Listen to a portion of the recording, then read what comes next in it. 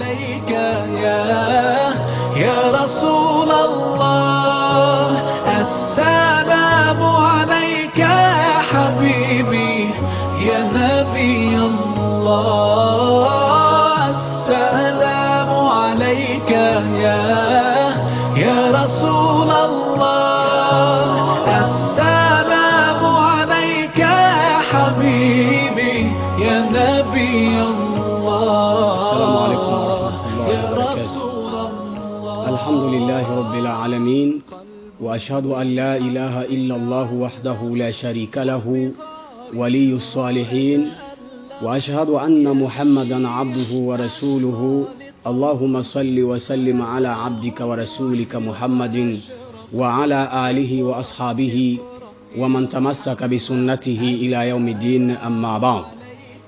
inyuma yo gushimagiza uhoraho Imana subhanahu wa ta'ala ndemanga bivuye ku mutima ko atayindi Imana ikwiye gusengwa keretse uhoraho Allah subhanahu wa ta'ala.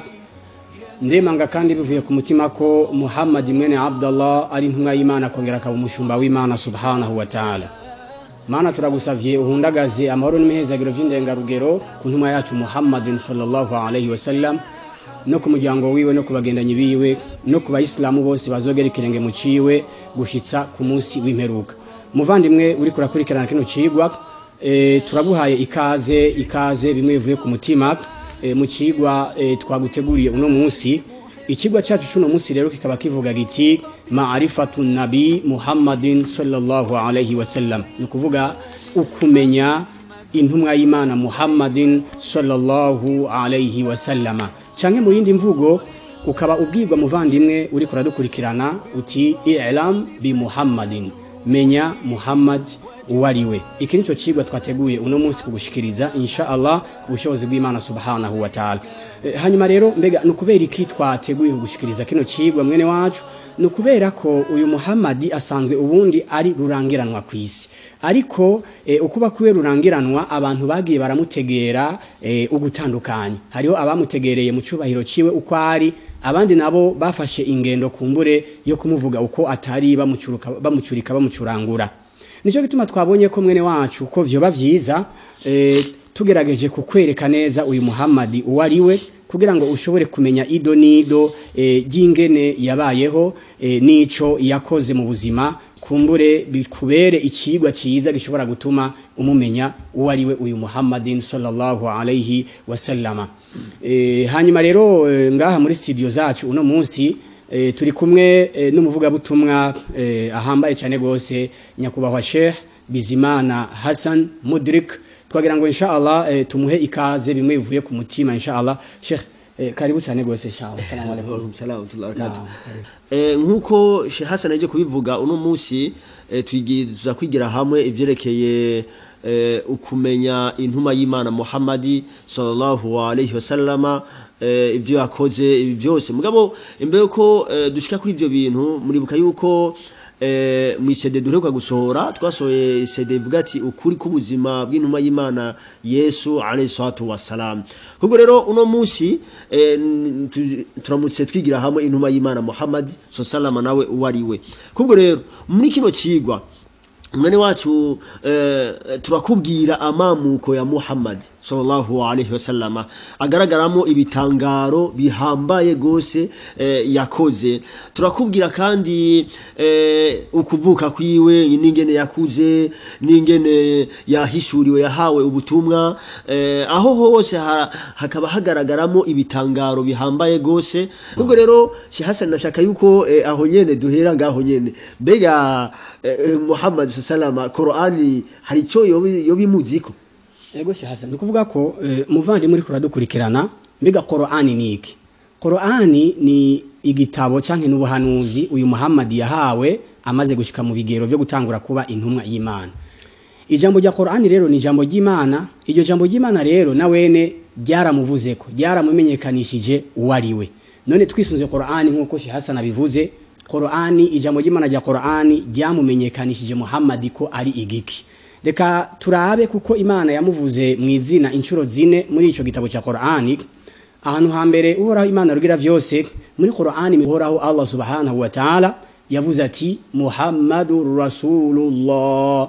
ati Muhammadi ni intumwa y'Imana kakaranga muntu imumenyekanisha. Ico nico cyambere Qur'ani ijambo ry'Imana ryavuze ko ari intumwa y'Imana. Muri aya igira kabiri yavuzwemo izina Muhammadi, kuvuga aya ya 40 mu kigabane cya 33, uhoraho Allah subhanahu wa ta'ala yavuze ati ma kana Muhammadun aba ahadin min rijalikum walakin rasulallah wa khataman nabiyyin wa kana Allah bikulli shay'in alima. Uhoraho avuga ati uyo Muhammadi ntabwo yari se uwo ari we wese mu bagabo biwanyu, ariko yari intumwa y'Imana kandi niwe yasozereye ababundi bavugishwa Imana bose kuza mwisi, kandi uhoraho niwe nyene ubumenyi ku kintu icari cyo cyose.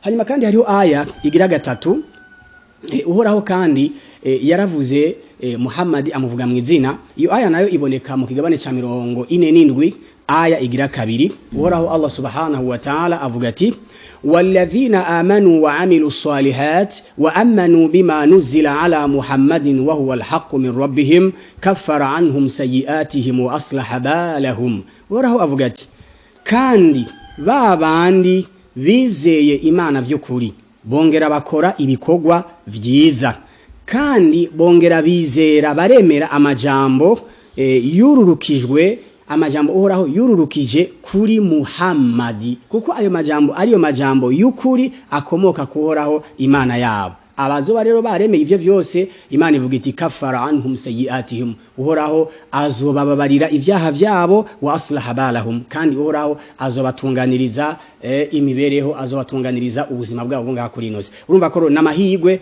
Sheikh Hassan, namahigwe kuba Muhammadi yarizewe, kuko ivyiwe kuvyizera bituma abantu bababarirwa ivyaha vyabo kandi bakaronka gutunganirizwa isi yabo. Ejo ne Hassan aho nyene tubwiye ko abo bantu bazotunganirizwa ibintu vyabo, bisigura yuko inuma y'Imana Muhammad, inuma y'Imana azoba atari hari nkumbure inyuma yiwe niho bazoba bakoze ivyo bikorwa canke agihari.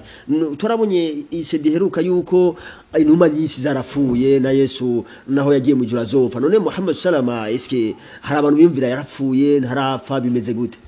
Hariho aya iri muri Qur'ani 344. Allah subhanahu wa ta'ala avuga ati wama Muhammadun illa rasulun qad khalat min qablihi ar-rusul afa imata aw qutila anqalabtum ala aqabikum. Uhoraho avuga ati uyo Muhammadi ntabwo yari kindi kiretse ko yari intumwa y'Imana, kandi hambere yiwe haramaze kurengana izindi ntumwa nyinshi cyane gose. Imana rero icirabaza iti afa imata, none hamwe Muhammadi yopfa azokwitaba Imana nkuko n'izindi ntumwa zagiye ziritaba Imana, none mwebwe muzoca muheba ijambo ry'Imana. Ibi nibaza ko iyi aya idufasha kuri ico kintu waruvuze yuko Muhammad ico kimwe n'abandi bavugishwa Imana yaritavye, yarashoboye kwitaba Imana. Imana rero hariyo ibintu yahaye abavugishwa Imana Sheikh Hassan itahaye abandi bantu. Hari ibintu byitwa khasaisul anbiya, numva ni ibintu khassa Imana yahaye gusa abavugishwa Imana. Muri ivyo nuko intuma y'Imana Muhammad salama wenyene mu nyigisho ziwiwe yaravuze ati inna Allaha harrama ala al-ard an ta'kula ajsadil anbiya. Intuma y'Imana avuga ati uhoraho yaraziririje isi kirazira ko isi ishobora kurya imibiri y'abavugishwa Imana. Urumva ko umuvugishwa Imana naho yo kwitaba Imana, ariko ntamera nka kumwe kwiwanje je nawe dupfuye turabora kwa ibintu nk'ivyo imibiri gasanguka ibiki amagufa oya. Abavugishwa Imana bobo baguma kurya nyene hajya ahantu bahambwe, baguma kurya nyene. Urumva ko isi ntishobora kurya imibiri y'abavugishwa Imana. Mwene wacu rero uru nibwo rugero guko umuvugishwa Imana uwari we wese, kuko aho nyene je nibaza yuko kugira abantu bashoboye gusobanukirwa neza. Urumva nkamu umuntu yomenya imva y'umuvugishwa Imana, urumva afukuye usanga ujya muvugishwa Imana ajyamye kujya nyene. No kuvuga ko naho wogenda ukaraba abavugishwa Imana bose bitavye Imana uzosanga ko baracameze kurya nyene gushika kuri uno munota. Ivyo biroroshe ivyo ntibigoye Sheikh Hassan, kuko uravye na Farao hari ukuntu Imana yamubwiye igihe Farao yasoma nturi muri wa mwuzure, igihe Abisirayeli bari bajabutse Yordani, Imana yamubwiye iti al-yawma nunajika bibadanika litakuna liman khalfaka aya. Imana yamubwiye iti we Farao no munsi kubera ubugarariji wakoze uno munsi urapfa, ariko kandi umubiri wawe turawucungura, umubiri wawe ntuzobora kugira ngo n'abazoza mu nyuma ziwawe baze barabe uyo muntu Farao yigira igitandara ko uno munsi yamaze gufatwa mpiri mu bushobozi bw'Imana rugira byose. Uno munsi ibuke ko umubiri wa Farao uri muri musée vivant yo muri Egypte. Umubiri wa Farao kujya nyene ameze nk'umuntu yapfuye hirya yejo n'amafoto ariho. Bisobanuro neza ko kubavugishwa Imana kandi uyu n'umuntu mubi gose, umuntu mubi yacumuriye Imana yagararije Imana. Bisigura yuko umuntu mwiza gose wewe umva Imana itezo kumucungera neza. Urabona nk'umubiri wa Farao ngene umeze, urabona ko umeze nabi.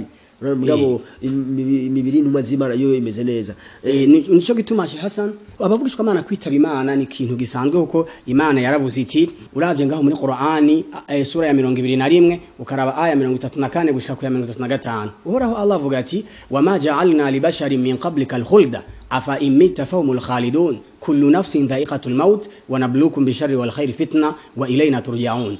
Abwira Muhammad ati yewe Muhammad ntitwigeze turonsa umuntu numwe mu bo hambere yawe ko yoba yarabayeho ibihe bidahera ntapfe. None wewe hamwe wo kwitaba Imana mbega abo bandi basigaye nibo bazobaho ibihe bidahera? Imana iti rero umuntu wese ategezwa kuzoca mu rupfu. Ati kandi uhoraho arabagerageza mu vyiza no mu bibi. Ati kandi mwese muzosubira kuhoraho Imana rugira byose. Urumva ko rero Sheikh Hassan ikintu kijanye no kwitaba Imana n'abavugishwa Imana bose bateza kuzogicamwo. Wanashaka na Yesu razi ko yaduganywe mu ijuru. Hari abavugishwa Imana baduganywe mu ijuru badaciye mu rupfu, ariko nka Yesu alayhi salam turazi ko azogaruka hagufi n'impera y'isi kugira ngo nawene abeho ubuzima anonosora